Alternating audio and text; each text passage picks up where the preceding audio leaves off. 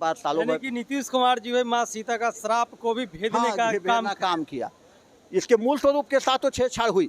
अच्छा, मैं इससे सहमत नहीं हूँ। पिंडदान की प्रक्रिया सभी जगह एक होती है, सेम है। वेदियाँ अलग अलग है। भगवान राम जब आए थे तो विधिवत सभी वेदियों पर पिंडदान। फल्गु से शुरुआत और अक्षय वट में अंत, चाहे आप 3 पक्ष के लिए कीजिए, 3 दिन के लिए कीजिए, 3 महीना के लिए कीजिए और या 1 दिन के लिए कीजिए, ये आपको भगवान राम जब पिंडदान कर आज जा रहे थे वनवास में, तो उसी समय सीता जी और राम जी को आकाशवाणी हुई कि हे राम, तुम ये पीति तीर्थ से गुजर रहे हो तो हमें पिंड सामग्री वगैरह लाने गए।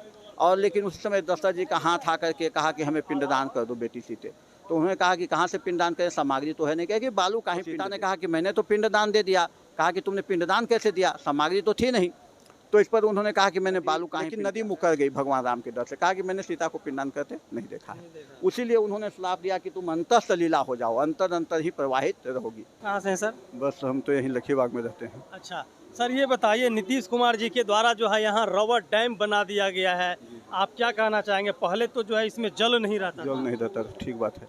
क्या है इसका कुछ अपना बताते हैं जी। जानते होंगे कि अंतर सलीला नदी थी। हाँ। अंदर ही अंदर प्रवाहित होती थी।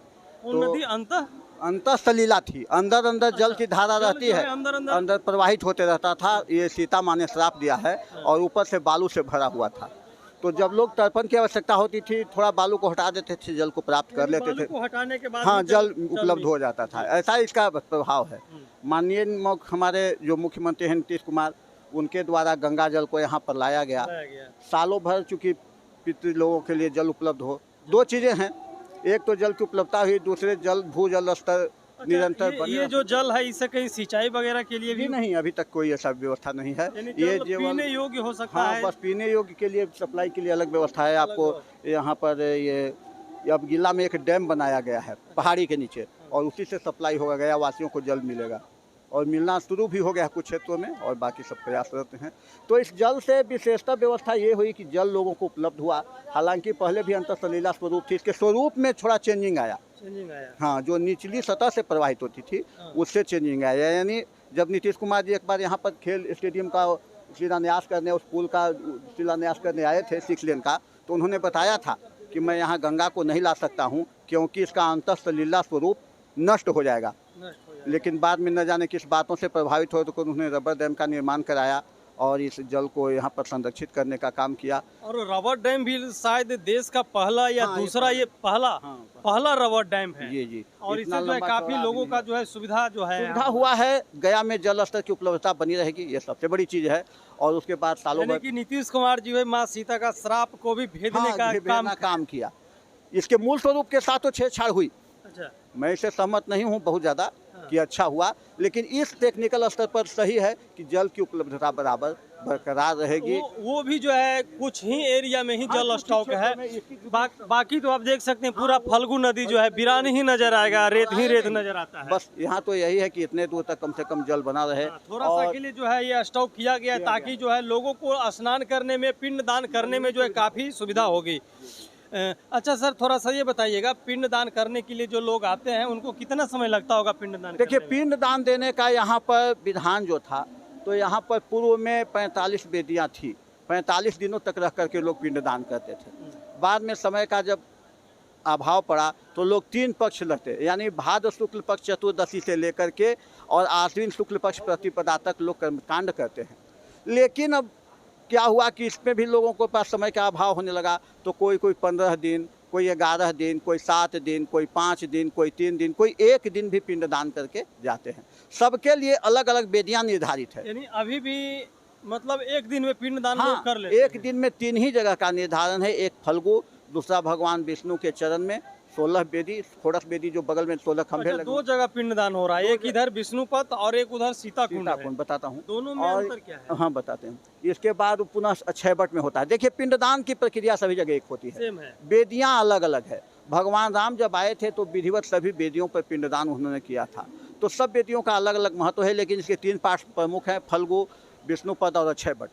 ये फल्गु से शुरुआत और अक्षय वट में अंत, चाहे आप 3 पक्ष के लिए कीजिए, 3 दिन के लिए कीजिए, 3 महीना के लिए कीजिए और या 1 दिन के लिए कीजिए, ये आपको करना जरूरी है। तीनों वेदियाँ जब करिएगा तभी सफल होगा। वो जो सीताकुंड में होता है, वहाँ बताया गया है कि भगवान राम जब पिंडदान कर आज जा रहे थे वनवास में, तो उसी समय सीता जी और राम जी को आकाशवाणी हुई कि हे राम, तुम ये पीति तीर्थ से गुजर रहे हो तो हमें पिंडदान कर दो। भगवान राम सामग्री वगैरह लाने गए, और लेकिन उस समय दशरथ जी का हाथ आकर के कहा कि हमें पिंडदान कर दो बेटी सीते। तो उन्होंने कहा कि कहाँ से पिंडदान करें, सामग्री तो है नहीं, कहा कि बालू का ही पिंड दे दो।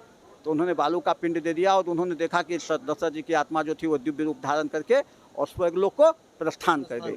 तो यहाँ पर अब सबसे बड़ी चीज़ है कि जब भगवान राम आए तो कहा कि पिंडदान की तैयारी शुरू करते हैं। तो सीता ने कहा कि मैंने तो पिंडदान दे दिया। कहा कि तुमने पिंडदान कैसे दिया, सामग्री तो थी नहीं।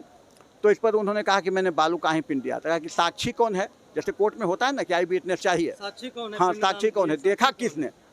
तो उसी पर उन्होंने कहा कि देखने वाले तो बहुत सारे हैं, कौन है भाई। तो पहले तो ये नदी ही है जिसके नदी से हम बालू लिए हैं। तो वो नदी, लेकिन नदी मुकर गई भगवान राम के डर से। कहा कि मैंने सीता को पिंडदान करते नहीं देखा है। उसीलिए उन्होंने श्राप दिया कि तुम अंतर सलीला हो जाओ, अंतर अंतर ही प्रवाहित रहोगी, बाहरी जल तुम में नहीं मिलेगा, तुम गंगा तक मिल नहीं पाओगी। गंगा में सारी प्राय नदियाँ जो है दक्षिण बिहार के और उत्तरी बिहार की गंगा में मिल जाती हैं, लेकिन ये नदी गंगा में अब जो है गंगा जी को ही हाँ, यहाँ ला गंगा दिया जी को गया यहाँ है। ला दिया अब गया। गंगा जी को ही फल्गु नदी में ला दिया जी गया जी जी जी। पौराणिक मान्यताओं के अनुसार भगवान विष्णु के चरणों को ब्रह्मा जी ने धोया था, वैसी से गंगा की उत्पत्ति हुई है। और भगवान विष्णु का चरण यहाँ पर विराजमान है विष्णु पद मंदिर में। तो उनके चरणों से जो जल प्रवाहित होती है उसी को गंगा जल के रूप में माना जाता है, इससे प्रवाहित होती है। और खैर ये तो गंगा भागीरथी के देख सकते हैं पूरा डिटेल्स में जो है बताने वाले ये हमारे पास मिले थे। क्या नाम बताए सर? शशिकांत द्विवेदी। शशिकांत द्विवेदी जी हैं। किस तरह से जो है फल्गु नदी में जल नहीं रहता था और ये जल क्यों स्टॉक किया गया है, किस विधि से स्टॉक किया गया है, वो सारा जानकारी आपको बताए। आप देख रहे थे खबरें राजधानी सुबह। मैं राजेश कुमार और हमारे जो कैमरामैन हैं गोपाल सिंह। धन्यवाद।